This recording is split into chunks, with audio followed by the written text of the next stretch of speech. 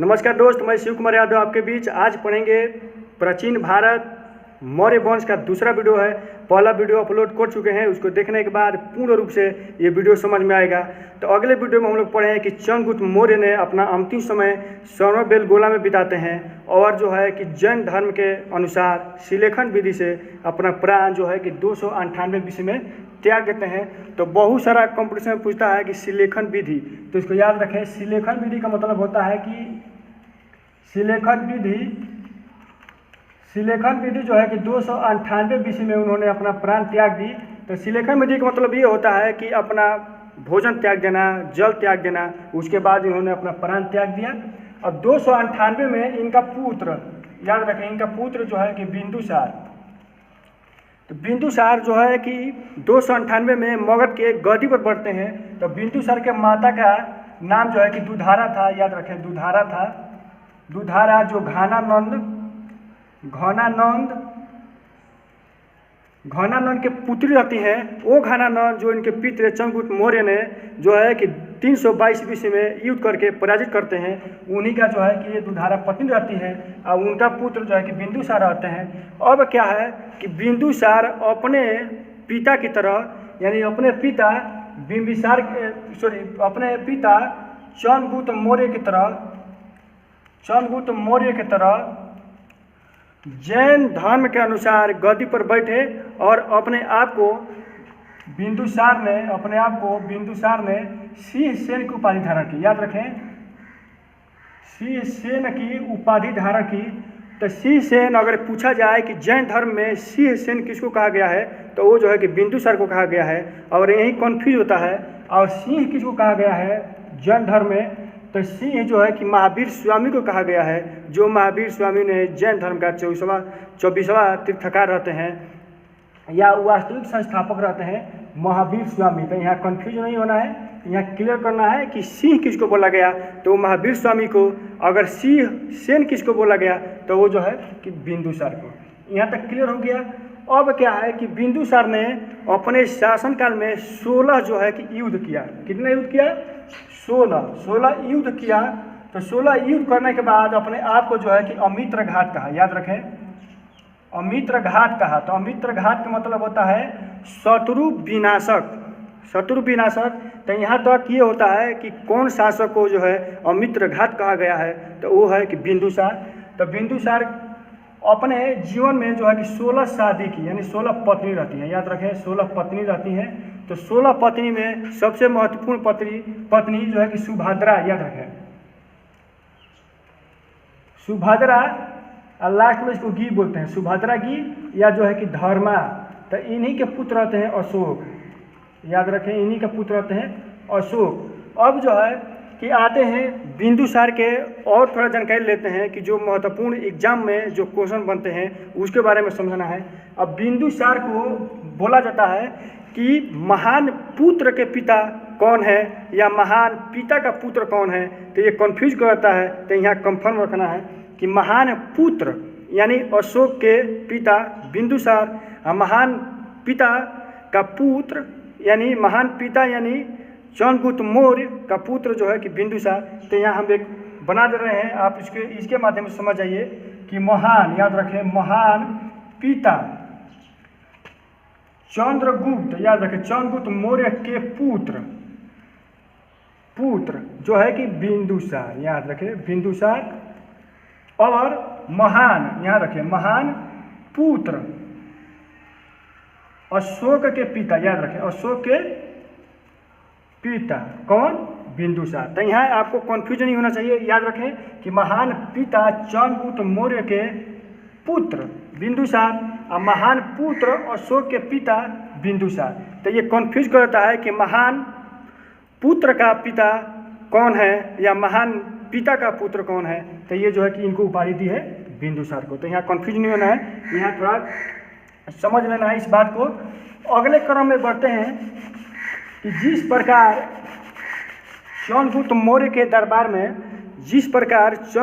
के दरबार में जो है कि मेगास्थनीज जो है कि यूनानी दार्शनिक थे, तो उनके उत्तराधिकारी यानी जो है कि मेगास्थनीज को मरने के बाद उनका उत्तराधिकारी जो है कि बिंदुसारी बिंदुसार ने सीरिया, याद रखें,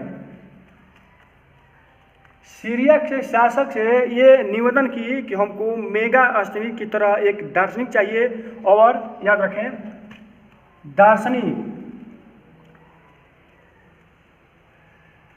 दार्शनिक चाहिए, और सूखा अंजीर चाहिए, याद रखें सूखा अंजीर चाहिए, इसको भी याद रखें सूखा अंजीर चाहिए, और जो है कि अंगूर का मंदिरा चाहिए। ये क्या है कि सीरिया के शासक से बिंदुसार ने निवेदन की कि हमको एक जो है कि दार्शनिक चाहिए, सूखा अंजीर चाहिए और अंगूर का मंदिरा चाहिए। तो सीरिया के शासक ने ये तीनों चीज़ भिजवाया।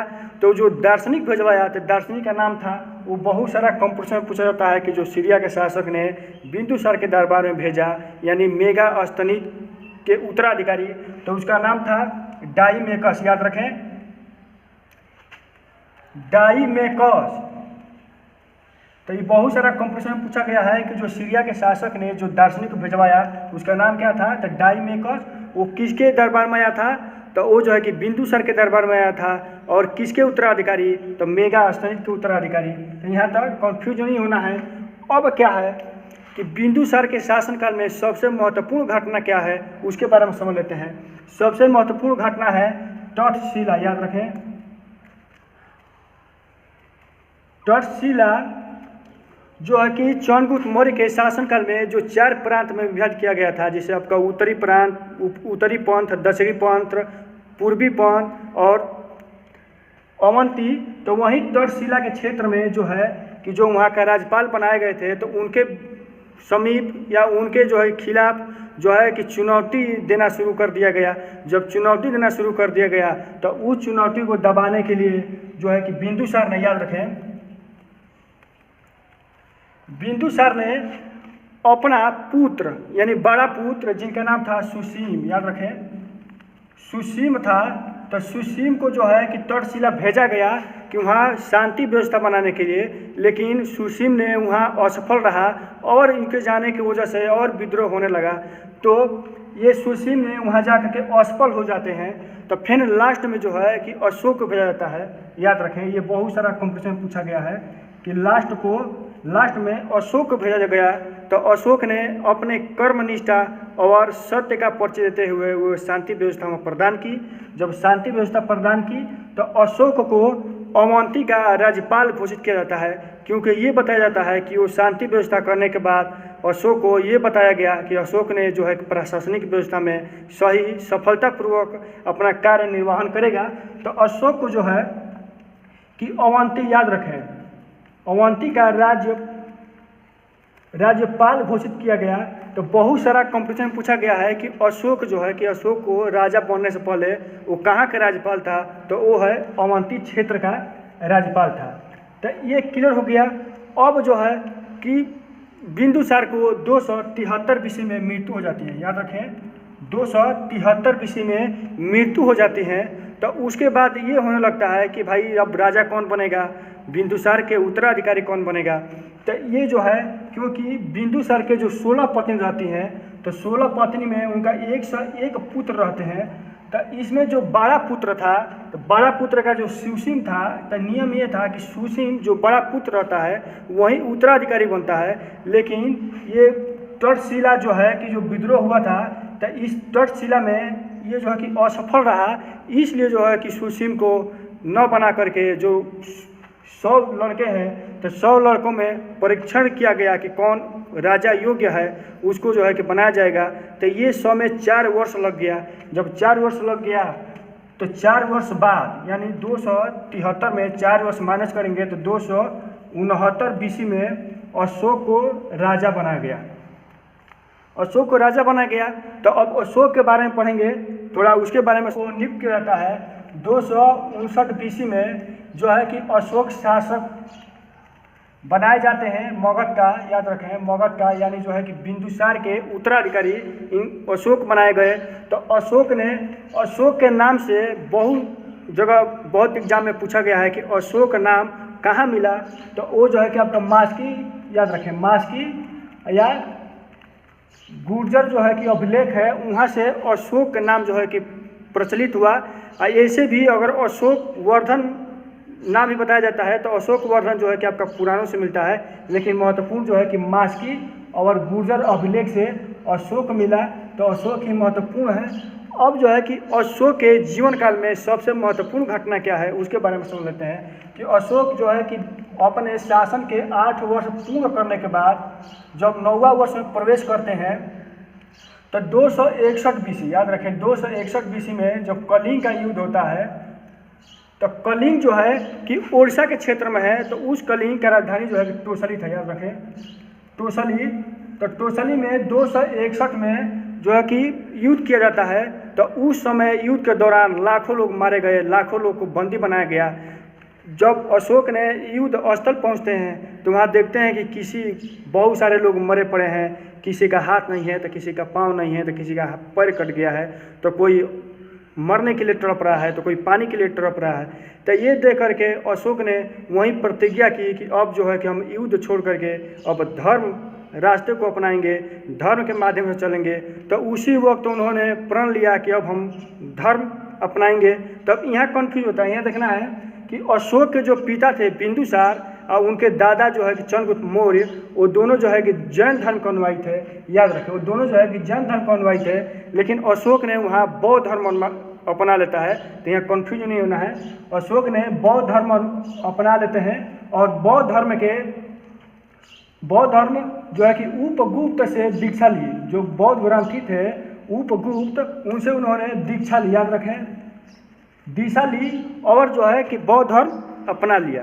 बौद्ध धर्म अपनाने के बाद यानी 249 लेके 55 बताया जाता है, ये कन्फ्यूज होता है कि यानी 55 है कि 49 है, लेकिन इसी के बीच में उन्होंने बौद्ध तृतीय संगीति की, जो है कि हम अगले वीडियो में पढ़ चुके हैं कि बौद्ध धर्म का जो 4 बौद्ध संगीति महाबौद्ध संगीति हुई। तो पहला जो है कि आपका अजातशत्रु ने राजगृह में की, दूसरा जो है कि कालाशोक ने आपका वैशाली में की, और तृतीय बौद्ध संगीति, याद रखें बौद्ध संगीति तृतीय, याद रखें संगीति तृतीय अशोक ने की पाटलिपुत्र में। अशोक ने की वो पाटलिपुत्र में किया अशोक ने तृतीय बौद्ध संगीति। और बौद्ध संगीति करने के बाद अपने आप को पूरा चेंज कर लिया और धर्म के रास्ते पर चल पड़े। अब धर्म के रास्ते पर चल पड़े कौन? अशोक। और जो है कि प्रचार करने लगे, बहुत सारा स्तूप बनाने लगे, बहुत स्तंभ बनाने लगे। तो ये बताया गया है कि अशोक के शासनकाल में जो है कि 84,000 जो है कि स्तूप का निर्माण हुआ, याद रखें स्तूप का। तो यह भी पूछा गया है कि सबसे ज़्यादा किसके शासनकाल में स्तूप का निर्माण हुआ, तो वो जो है कि अशोक के शासनकाल में स्तूप का निर्माण हुआ। और 14 जो है कि अभिलेख बनवाए, ठीक है 14 अभिलेख बनवाए। इसके बारे में समझ लेते हैं कि जो 14 अभिलेख है, तो 14 अभिलेख बनवाए, तो इसको समझ लेते हैं कि 14 अभिलेख। और बौद्ध धर्म के प्रचार के लिए खुद प्रचार करने लगे और अपना लड़का, याद रखें अपना लड़का महेंद्र और लड़की संघमित्रा को, याद रखें संघमित्रा को श्रीलंका क्षेत्र में भेजते हैं बौद्ध धर्म के प्रचार के लिए। महेंद्र और लड़की संघमित्रा को श्रीलंका भेजते हैं बौद्ध धर्म के प्रचार करने के लिए और खुद प्रचार करते हैं। उसके बाद जो है कि आपका 16 जो अभिलेख है, तो 16 अभिलेख क्या है उसको समझ लेते हैं कि पहला अभिलेख में उन्होंने बताया कि पशुओं को हत्या करना अपराध है, पशु हत्या अपराध है, जो है कि पहला अभिलेख में। द्वितीय अभिलेख में ये बताए हैं कि जिस तरह मनुष्य का चिकित्सा व्यवस्था है उसी प्रकार पशुओं का भी चिकित्सक होना चाहिए। ये जो है कि उनका दूसरा अभिलेख में बताए हैं। नौवां अभिलेख में उन्होंने ये बताया है कि हर एक मनुष्य को शिष्टाचारी होना चाहिए, याद रखें शिष्टाचारी होना चाहिए। और 13वां अभिलेख में उन्होंने 261, याद रखें 261 BC का वर्णन किया गया है कि 261 BC में उन्होंने युद्ध करने के बाद बौद्ध धर्म अपना ली और बौद्ध धर्म अपनाने के बाद उन्होंने खुद को अपने आप को चेंज कर दिया। और 14वां अभिलेख में हर एक मनुष्य को धर्म के रास्ते पर चलने का प्रेरणा दी। तो ये अशोक के शासनकाल की व्यवस्था है। और अशोक का जो है कि 3 पत्नी रहती हैं। अगले क्रम में हम आगे बढ़ेंगे कि अशोक का एक पुत्र लास्ट जो राजा बनते हैं, यानी अशोक के जो है कि उत्तराधिकारी बनते हैं, उनका नाम था दशरथ। याद रखें, दशरथ का कोई इतना जानकारी नहीं मिलती है। उसके बाद मौर्य वंश का जो है कि लास्ट शासक बृहद्रथ। याद रखें, बृहद्रथ। तो यहाँ थोड़ा समझ लेना है कि बृहद्रथ का सेनापति तो मौर्य काल में जो है कि सबसे बड़ा अगर मंत्री माना गया है, तो प्रधानमंत्री अगर सेना में सबसे बड़ा माना गया है तो वो जो है कि सेनापति। तो बृहद्रथ का जो सेनापति था, जिनका नाम था पुष्यमित्र शुंग। याद रखें, पुष्यमित्र शुंग जो है कि बृहद्रथ का सेनापति पुष्यमित्र शुंग था। उन्होंने खुद एक ब्राह्मण जात के थे, तो इन्होंने बृहद को हत्या करके जो है कि मगध पे शुंग वंश की स्थापना करते हैं। तो ये वीडियो हम अगले पार्ट में पढ़ेंगे। ये जो है कि अशोक के बारे में जानकारी था।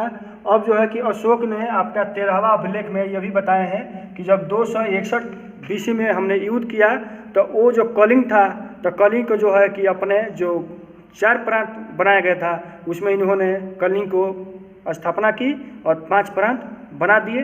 तो ये जो है कि अशोक के संबंधित जानकारी थी। अगले वीडियो में हम पुष्यमित्र शुंग वंश के बारे में पढ़ेंगे। तो धन्यवाद। अगर वीडियो अच्छा लगा हो तो आप इसे सब्सक्राइब करें।